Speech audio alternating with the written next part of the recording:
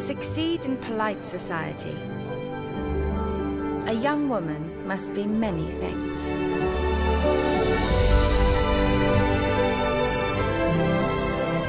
Kind, well-read, and accomplished. But to survive in the world as we know it,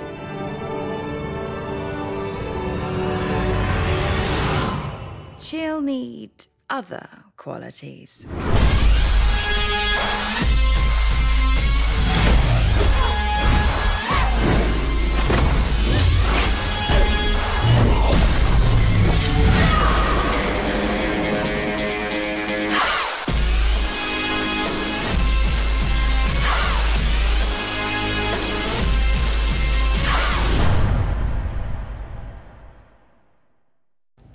Welcome back. Before I forget, I'd like to give a shout out to Emily Rue is not able to be with us this week, and she wanted to let you all know that you should all check out the 8 Films to Die For, since it's Halloween's coming up and it's October, and she's a big fan. She wants you all to check those out. Also, I'd like to give a shout out to our producers who are currently fighting their arch nemesis at the top of a large clock tower. This Friday, we are talking about Pride and Prejudice and Zombies, the trailer, which we just all watched. So, what do you all think? You're still thrown off about the clock tower comment. Yeah. But, Pride and Prejudice, you know, beautiful Jane Austen story with zombies now. I mean, I thought I laughed at the trailer. I wonder, it was really funny just because it's like starts off like regular Jane Austen, like it's gonna be old England, all this aristocratic stuff, and then all of a sudden the zombie shows up, and you're like, oh, it's all these girls in Victorian dresses like slaughtering zombies. I think that's hilarious.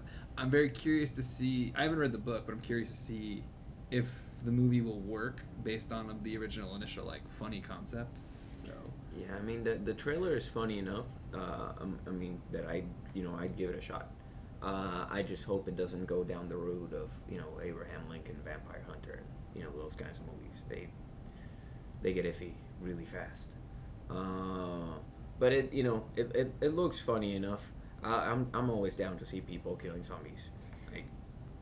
I mean, you've got a tested story like Pride and Prejudice, and then you just throw a nice little twist in it. The thing is, I did read the book years ago when it first came out. It's 80%. I think it's something like 80% Pride and Prejudice. It's all of the zombies. Same, and then the zombies are just thrown in. Like it's just like here we're just gonna fight zombies, and I can't even remember. The dialogue may have been added to a little bit to make it fit that they're fighting zombies, but pretty much the story is the same, the dialogue's the same, everything that happens is the same. This seems like a thing that's just going on with the zombies. Like they came out with that movie Warm Bodies a couple of years ago, which was basically Zombie and Juliet. I wanted to see that because Teresa Palmer's hot. That was my reasoning for wanting to see it. It was actually a pretty nice movie, it was Romeo and Juliet with zombies. Yeah, so it's kind of, they even had the balcony scene. It was so shameless. Oh my goodness, that's right. Wow. I'm just happy to see certain movies getting out of pre-production hell, because Natalie Portman was originally signed on to play Elizabeth Bennet, and she was producing this movie back in 2008, I want to say. And I really wanted that to happen because it would have brought the whole Keira Knightley, Natalie Portman thing full circle. Because there's no Portman killing it. No, there is, because they're both in Star Wars Episode 1. Okay. Keira Knightley played the double. Yeah. And then Keira Knightley played Elizabeth Bennet. And it would have been like, okay, they look so much alike, we're going to even bring that to the point where now Natalie Portman's playing Elizabeth Bennet. It would have kind of been like full circle. I think maybe in your world, I don't know. In my world.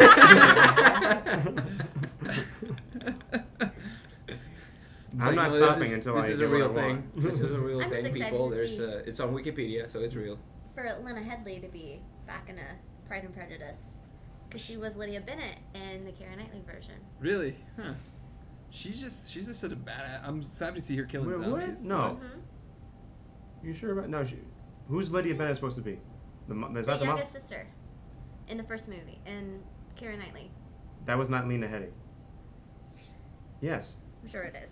I don't know. Anyway, I get. No. Right. We've done this in an episode before. We're going to do this. We looked this up. We're fact checking. Yeah, you guys keep going. So this is fact-checking music. Bum, bum, bum. You guys can keep talking, but We're fact-checking music. Jenna Malone was Lydia Bennett. I always get the. Lena Headey's like older. Yeah, That's why I was like, how can she be the youngest sister? Yeah. Once again, Okay. proving Jenna Malone is not Lena Headey is she's Cersei Lannister. Oh. I don't know why I mixed their names up. That was weird. But anyway. I will say, Lena Headey. I will watch anything she's in because she's super cool. Like the bad guy in Dread, which is awesome. Yes. She has a deformed face in this movie too. Oh, nice. But she was Sarah Connor. Sarah Connor Chronicles. Yeah. And she's, Game of Thrones. She's like such the amazing the character you love to hate. She's Yes. so great. It'll be fun seeing her doing the proper English, what she has to do for her Cersei character, but actually getting to kill. 'Cause she doesn't actually get her hands dirty. No. Game of Thrones. She kills people Yeah. through intrigue. Yeah, but she'll get to do it. Yeah, she definitely had 2 swords in that trailer. Nice. What I do like about the zombies is because zombies are everywhere right now. We're just seeing them all over the place. I'm kind of really over it. Yeah. But I like how the zombies are looking. You know, I like their makeup and based on what the trailer I've seen. I just wanted to throw something out there that maybe we can implode two genres together and finally end it. Superhero movie with zombies. There is the Marvel Zombies. There's Marvel Zombies. If we do that's going to be the pinnacle. That will happen because there's going to be so many superhero movies. There's so many zombie things that it's going to be that's going to they'll be like, let's do that, and the saturation and it will burst. You know, it's And then we can move on to something new Can we move on to finally. something I've been wondering about that. Like everything gets its cycle. You know, there was the fantasy time when they started with the Lord of the Rings and and Harry Potter. And then you had and Bridge to Terabithia and then they and all did the all the other- terrible stuff like Yeah. Narnia and Aragon and all that crap. And then people are like, yeah, his movies are pretty terrible. Let's not make any more of them. When is that going to happen? I don't see it in the foreseeable future. Because for a lot of the comic book movies are still good though. That's the thing, is like all the things trying to be Lord of the Rings, nothing really lived up to that. Yeah. But you see with the Marvel books, you had Iron Man and then you had with Avengers and then you had Guardians of the Galaxy, there's still really good, successful, fun things to enjoy. Let's see how it goes, because the last one I thoroughly enjoyed was Guardians, because Guardians is good. they're okay. The last Avengers, Yeah, the last Avengers was not so good. I feel like Ant-Man kind of. and then look, Was a I little bit like redeeming. I'll always give Paul Rudd a pass. And gets it. I like anything he's in. Ant-Man was much better than Ultron, though. I agree. Say. Oh Yes. yeah. Yes. But so are we with the zombies though? Is that do you feel like we're at the are we at the threshold where it's too much? But this is a breath of fresh air, I think. With Yeah. The Well, see, the thing, it is cyclical, but even if the thing kind of fades and we're not doing so much of it, you can still have one or two. It's not completely wiped away. So yeah, I think this is the breath of fresh air. Breath of fresh air, like you said. But I don't need to see anything else zombies this year. I just want to see that, and then we're good. I'm very excited to see Crimson Peak. I'm actually not a horror guy. I hate horror movies, and it seems to be a horror movie, a romance horror movie. But Guillermo del Toro is such a good director, and he does. This is his forte. This thing he can do weird dark stuff extremely well, and Pan's Labyrinth is just an incredible movie, and that I feel if he can do his sensibilities from that kind of build this world, that's why I'm super intrigued to see it. Just Guillermo del Toro doing his thing. It's also never over reliant on just screaming at people and cheap horror tropes. He's a smart. Yeah, director. It'll feel probably older movies where it's just the scariness totally built in It's creepy. Yeah. So it's all the tension and the stuff in the house, which is you don't get that as much anymore. So I'm excited to see that. I don't know about you guys, but I'll probably be there tonight. Well, anything with Tom Hiddleston in it, I'm in. Who's in? It's Tom Hiddleston and then Jessica Chastain, and Mia Wasikowska. Mia Wasikowska, and Charlie Hunnam. You mean Garrett Hedlund? No. They are the same They do person. not look I alike. agree. Not the same person. 50-50. That's Yeah. a pretty good I percentage. mean, they're both good-looking guys. I'm told. I can verify that for you. Okay. But I mean, they're vastly different looking. No, I mean, they're not. yeah. They may have different like. One's You blonde tell- and one's brunette. Email us or tweet at us. different. You decide, is Garrett Henlon and Charlie Hunnam, are they the same person? Come up with a hashtag for that. Yeah. The pictures that we're posting right now on the screen. Yes. Hashtag Hunnam Headland. Yes. Hunnam Headland. Are they the same? Okay. Your turn. I did see the trailer for Truth, and I thought that it was very interesting to see that kind of play out. But we're talking about documents? Is that what we're talking about? Yes. And I mean, I saw that trailer with you guys just now, and it was just like, they have this like intense music, and every time it hits like a key, note, it's just papers with words. Like, oh, so we're watching a movie about documents? That's what it is about, but you're saying the score was just overdone. No, and I don't know. It just made me laugh a little. It doesn't.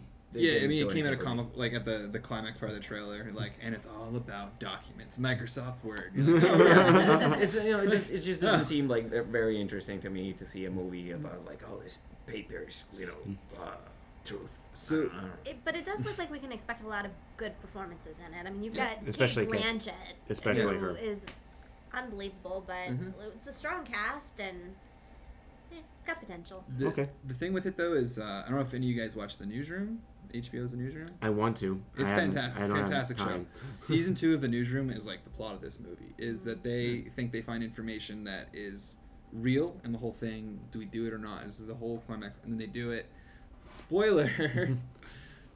It ends up that it was forged, and that's the whole ramification of this. That whole season's about it. So that one was played out over this whole kind of thing. It's not a real topic, but for me, I don't know Close if enough. a movie. Yeah, I don't know if a movie will be able to kind of capture that because it's just like fantastic television. And even though this is a true story and stuff, I'm like, okay, I've seen that story now and told really well, so I'm not super excited to see that. But not everyone's seen it. You'd probably recommend Steve Jobs then, because you mentioned on Monday you Yes. saw that. That's what I was going to say is, if you're lucky enough that you have one of those 4 or 5 theaters is playing, I think it's at going to be right a little now, wider this week. Okay. It goes wide, and the Next following week. and week. Next week. it's on a limited release. If you can find a theater that's playing it right now, that's where you put your money on. That's the best movie out there right now. Can we quickly talk about Goosebumps though? 'Cause, I mean, I didn't know, is Goosebumps still a thing? Do kids read Goosebumps? I don't know. That's I saw the trailer and it looked like some kind of weird Jumanji ripoff meets Twilight. which, I don't know. I mean, that Which could be Jack fun. likes. Like I read Goosebumps as a kid. I did And too. I feel like that's going to be a lot of the nostalgia is going to bring audience in. And then Yeah, the but I'm disappointment. wondering because like It's not working for the thing me. is like, yeah, if we're maybe the demographic for like that, but Yeah. like none of us are. Yeah, we're the excited. generation. And Because it seems like it's- it'd be an interesting movie, but it's just kind of like what I'm like. It's I can't get done on. super childlike. I mean, like for kids, if you have kids, go see it. Yeah. But like, it's like so silly. That's the thing. I think that's the problem. They took a concept of an established concept that we're the audience for, and they marketed it to another generation. Yeah, I think that's going So to be its it's going to downfall. fail both ways. Well, I wonder if they're marketing it. The way that they're doing it is trying to get our generation. Because let's face it, our generation, you have a certain percentage who have kids who are probably Actually, about the right age fair to point. do it. So you've got Goosebumps, which Family we movie. know and we grew up with, but it's for those of us of our generation who have kids already. Although I don't know if those kids are really old enough for the Goosebumps. They'll Goosebumps see age the range. This one little. they are. They'll see the Yeah. little gnomes throwing the carrots at R.L. Stein and go, "Mommy, I want to go see that." So I think that you definitely. It really looks like Jumanji. They Jumanji's a great movie, so I don't know Yeah, if that's a good argument. but or not. Sathura. Was it? Sathura. That's a That good was movie really too, good though. too. Was that a good That's a movie? good No, I movie. like that. Jumanji in space?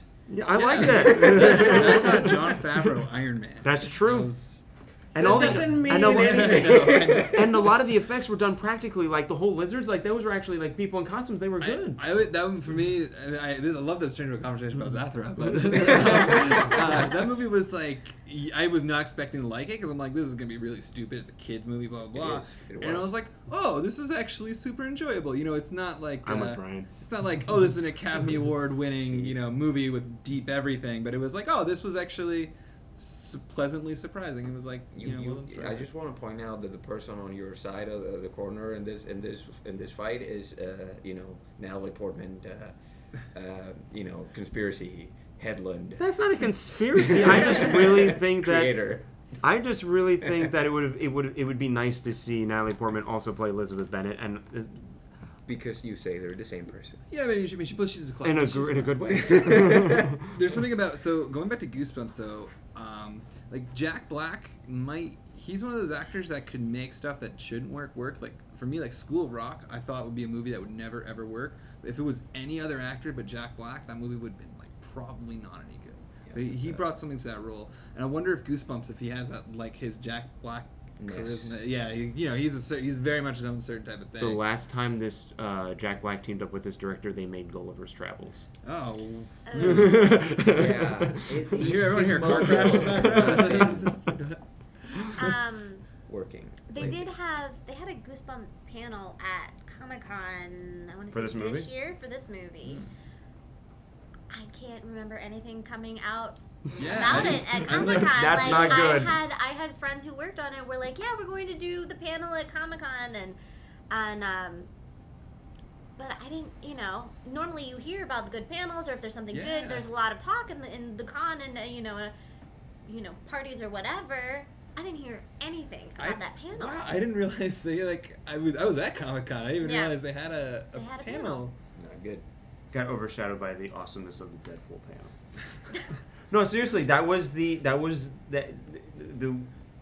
people talking about Comic-Con said the biggest hit was Star Wars, and right next non-biased opinions. No. After Comic-Con, the most sought-out trailer was the Deadpool trailer by the numbers. I'm talking fact here. Anyway, back to the topic at hand. I'm going to recommend Room, because I think Brie Larson's a great actress, and the reviews coming out of this saying that she brings in a brilliant performance. So does the newcomer who plays the kid. I think the topic is it's like someone likened it to Blast from the Past. I think it's actually... It wasn't me. And no one's going to see it now. No, because Blast from the Past was a comedy. I think this is more like Old Boy, but without the revenge story. It's just like, okay, what happens if he got out? And Not American Old Boy. No, not the American. No, the Korean one. Okay. No. Won't spoil Old Boy for you, but see the Korean one. Okay, so a great family movie. It's an Old Boy Blast No. So they walk in the studio and you're like, Old Boy meets Blast from the Past. Boom. Support independent film. Go see Room if you can. Brie Larson, she's an incredible actress. I hope she gets more work. Like, this is obviously in a big mainstream movie, but this is the second time she's getting Oscar buzz. Yeah, for Short Term 12, which other movie, which that was a fantastic movie and all that stuff. But she's so good in anything she does. Hopefully maybe this get her bigger roles. Next I don't know. level stuff. Yeah, because she thinks she can do a lot of different things. Yeah. She was awesome in Scott Pilgrim. Yeah, no, she can do she's great in comedy like 21 Jump Street. So good. Then she does drama like Short Term 12, which super dramatic movie. And No, stuff, not my favorite movie, but she was awesome in Don John. Oh, with yeah. one line in the entire movie, just texting the entire time. It was brilliant. So hopefully, support independent cinema. Yeah, that'd be good. I recommend it. Join us next week, and we'll see you then.